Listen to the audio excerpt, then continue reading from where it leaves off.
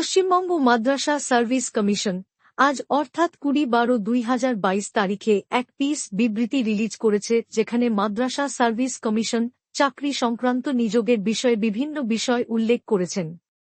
এখন দেখা যাক যেটি কি বিষয় আজ প্রেস রিলিজের মাধ্যমে পশ্চিমবঙ্গ মাদ্রাসা সার্ভিস কমিশন বলেছে। প্রথম পয়েন্টে বলা হয়েছে যে সরকারি সহকারী শিক্ষকের জন্য 1729টি পদ এর অনুমোদন মন্ত্রিসভা দ্বারা অনুমোদিত হয়েছে। প্রাথমিক টেট যেটি 1 থেকে 4 ক্লাসের জন্য 47টি পদ, উচ্চ প্রাথমিক শিক্ষক নিয়োগের জন্য টেটের মাধ্যমে 6 থেকে 8 ক্লাসের জন্য 609টি পদ, মাধ্যমিক প্রধান পরীক্ষা ক্লাস 9 এবং 10 এর জন্য 811টি পদ এবং উচ্চ মাধ্যমিক শিক্ষক শিক্ষিকার নিয়োগের জন্য 11-12 ক্লাসের জন্য 262টি পদ অনুমোদিত হয়েছে, যা যথাশীঘ্র নিয়োগ করা হবে বলে জানা যাচ্ছে। শিক্ষক নিয়োগের যে পরীক্ষা হয়েছিল তার ফলাফল প্রকাশের জন্য প্রস্তুত এবং কমিশনারের ওয়েবসাইটে পাওয়া যাবে আগামীকাল অর্থাৎ 21/12/2024 তারিখ সন্ধ্যা 6টা থেকে। কমিশনের ওয়েবসাইট www.wbmsc.com এই ওয়েবসাইটে এবার যেসব ক্যান্ডিডেট পরীক্ষা দিয়েছিলেন বিভিন্ন বিভাগে, তার মধ্যে প্রাথমিক টেট যেটি ক্লাস 1 থেকে 4 এর জন্য পদের সংখ্যা ছিল 47টি, কিন্তু পরীক্ষার্থী দিয়েছিলেন 2447 জন।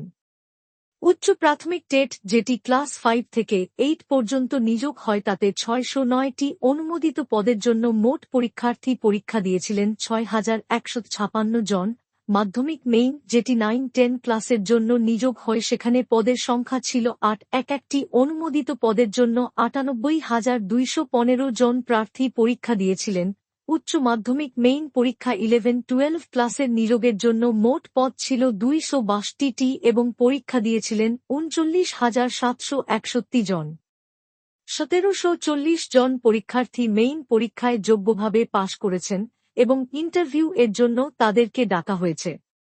জানুয়ারির দ্বিতীয় সপ্তাহে ইন্টারভিউ নেওয়া শুরু হবে এবং ইন্টারভিউ নেওয়ার আগে কমিশনের ওয়েবসাইটে আপনারা বিজ্ঞপ্তি দেখতে পাবেন।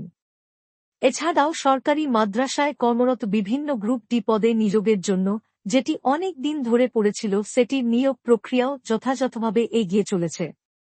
আপনাদের মনে রাখার জন্য বলি, প্রথম SLSTNT গ্রুপ ডি পরীক্ষার ফলাফল ঘোষিত হয়েছিল 4/10/2024 এবং এই পরীক্ষায় উত্তীর্ণ ক্যান্ডিডেটদেরও খুব শীঘ্রই নোটিশ জারি করে পরবর্তী পদক্ষেপের জন্য জানানো হবে।